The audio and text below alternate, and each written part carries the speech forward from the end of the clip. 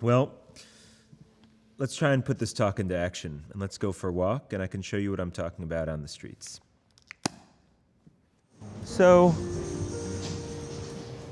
I'm just walking down the street as I walk down any street, and there could be details of interest anywhere. It could be a beautiful intersection of lines or light or movement. I could see an interesting face. I might want to take someone's portrait.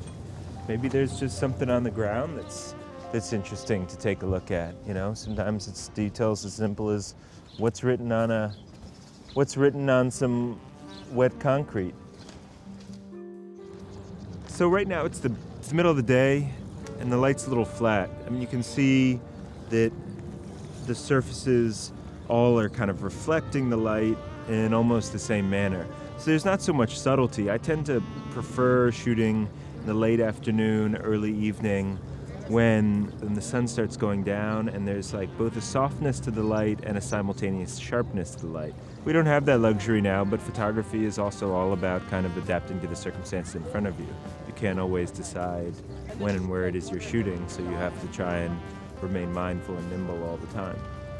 You know, because there's no pressure in a way. I don't need to find anything. It's just a pleasure if I do.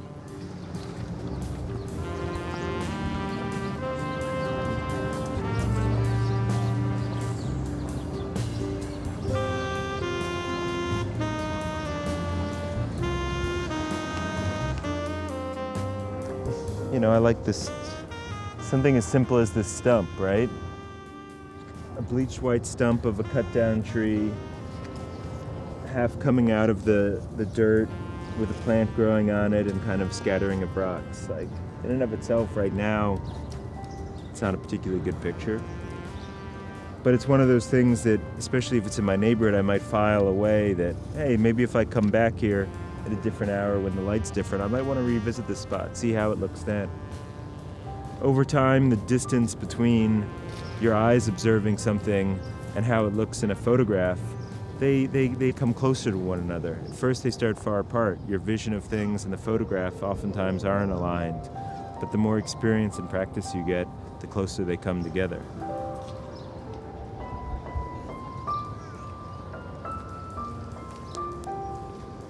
Looks like a bunch of gophers here or something.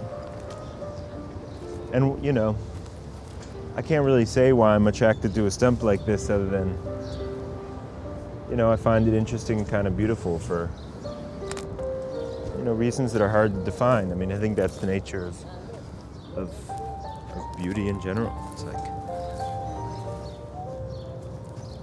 the beauty is in the mystery.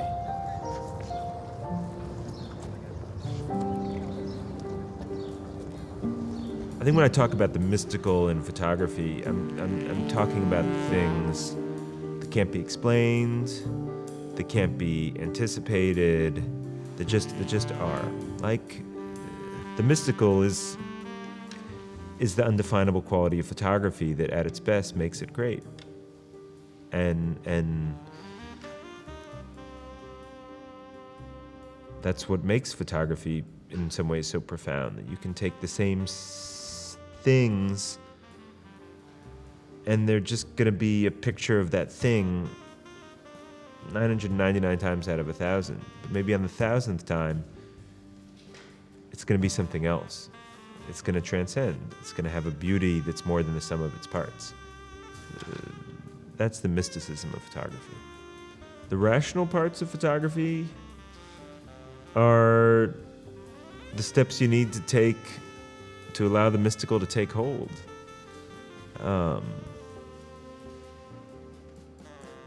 Means just, you know, stepping out into the light every day with your camera and your head on a swivel.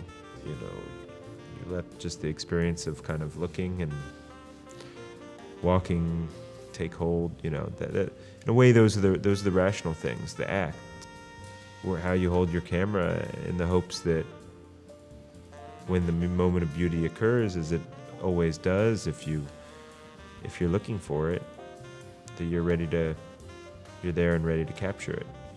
You're ready to capture it not just because you have your camera set to the right settings, but because you're in harmony with the world around you, and how you're seeing it. Because things rely so often on an infinitesimal period of time between a good picture and nothing at all.